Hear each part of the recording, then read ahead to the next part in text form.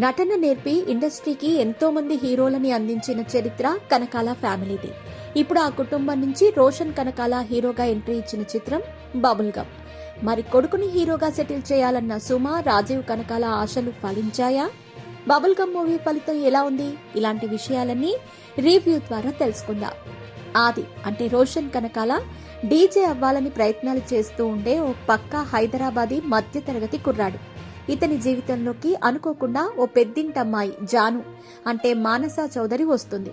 ప్రేమ, పెళ్లి వంటి ఎమోషన్స్ కి దూరంగా అబ్బాయిల్ని కేవలం ఒక టాయ్ గా చూసే తత్వం జానుది. ముందుగా ఆదిని కూడా అలాగే ట్రీట్ చేస్తుంది జాను. కానీ తనకి తెలియకుండానే పూర్తిగా ఆది ప్రేమలో పడిపోతుంది.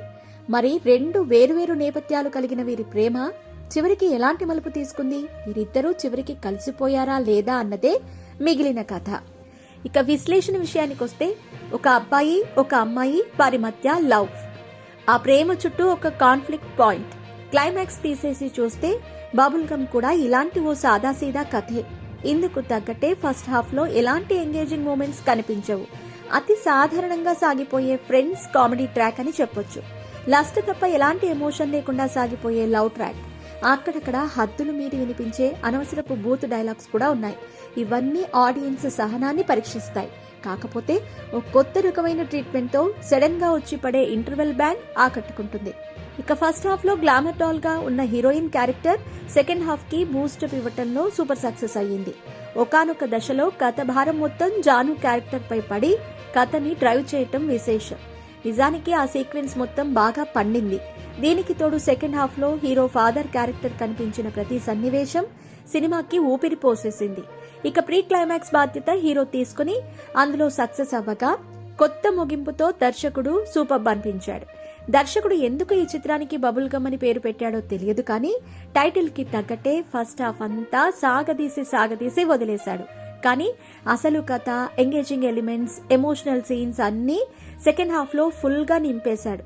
ఇక్కడే డిజాస్టర్ గా మిగిలిపోయింది అనుకున్న ఈ చిత్రం చాలా రెట్లు మెప్పించి ఒక ఫీల్ గుడ్ టచ్ ఇవ్వటంలో సక్సెస్ అయ్యింది. అయితే ఇలాంటి కొత్త నటీనటులతో ఇంత సన్నటి భావోద్వేగాలతో కూడిన చిత్రాన్ని తెరకెక్కించాలని సాహసించటం ఒక రకంగా రిస్క్ అనే చెప్పుకోవచ్చు. ఈ ప్రయత్నంలో దర్శకుడు కొంతమేరే సక్సెస్ అయ్యాడు. బబుల్ గమ్ చిత్రంలో ముందుగా చెప్పుకోవాల్సింది రోషన్ కనకాల స్క్రీన్ ప్రెజెన్స్ గురించి. ఆదిత్య అనే కుర్రాడి క్యారెక్టర్ కి రోషన్ పర్ఫెక్ట్ గా సూట్ అయ్యాడు. Roshan looks, acting, dialogue delivery అన్ని బాగున్నాయి. మొదటి సినిమాకి ఈ మాత్రం అవుట్పుట్ ఇచ్చాడంటే రోషన్ కి మంచి ఫ్యూచర్ ఉన్నట్టే. ఇక హీరోయిన్ మానసా చౌదరి ఆకట్టుకుంది. ముఖ్యంగా రొమాంటిక్ సీన్స్ లో హీట్ పెంచేసింది. నటన పరంగా కూడా ఓకే అనిపించింది. అయితే హీరో ఫాదర్ రోల్ చేసిన నటుడు మాత్రం బబుల్ గమ్ మూవీకి పెద్ద ప్లస్. ఇక వైవా, హర్షవర్ధన్ వంటి నటులు తమ పాత్రల పరిధి మేర పర్వాలేదనిపించారు. క్షణం, కృష్ణ అండ్ హిస్లీలా చిత్రాలతో గుర్తింపు దక్కించుకున్న రవికాంత్ పేరేపు బబుల్ గమ్ చిత్రానికి దర్శకత్వం వహించారు.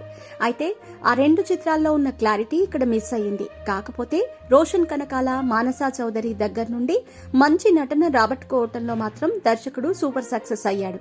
పాటలు అంతగా ఆకట్టుకోకపోయినా శ్రీచరణ పాకాల అందించిన బీజిఎం అద్దిరిపోయింది. ఇక సురేష్ రఘుటు సినిమాటోగ్రఫీ ఆకట్టుకోగా ఎడిటర్ కి ఫ్రీ హ్యాండ్ ఇవ్వలేదన్న విషయం అర్థమవుతోంది. ఇక చివరగా మహేశ్వరి మూవీస్ నిర్మాణ విలువలు బాగున్నాయి. ఈ సినిమా ప్లస్ పాయింట్స్ విషయానికొస్తే రోషన్ కనకాల నటన, మానసా చౌదరి అందం, సెకండ్ హాఫ్, అలాగే hero father character. Minus points విషయానికొస్తే గనక week writing, first half, slow screen play. చివరగా బబుల్ గమ్ కాస్త ఎక్కువ సాగిందనే చెప్పాలి.